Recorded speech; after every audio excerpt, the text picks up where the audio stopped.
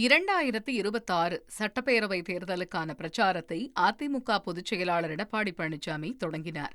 மக்களை காப்போம், தமிழகத்தை மீட்போம் என்ற பெயரில் கோவை மாவட்டம் மேட்டுப்பாளையத்தில் இருந்து தனது பிரச்சாரத்தை ஆரம்பித்துள்ளார்.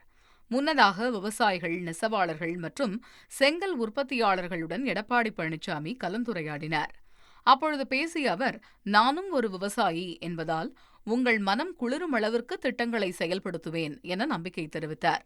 மீண்டும் உங்களுடைய ஆதரவோடு ஆட்சிக்கு வந்த பிறகு அத்திக்கடை அவனாசி திட்டம் உங்களுடைய மனம் குளிர்ந்த அளவுக்கு நீங்க எப்படி ஒரு 3000 ஏக்கர் இருக்கு, 3000 ஏக்கர் இல்ல, 1 ஏக்கர் கூட பாசனம் பெறுகின்ற, 1 ஏக்கர் கூட விடாம பாசனம் பெறுகின்ற அளவிற்கு இந்த திட்டத்தை வெளிப்படுத்தி செயல்படுத்தப்படும்.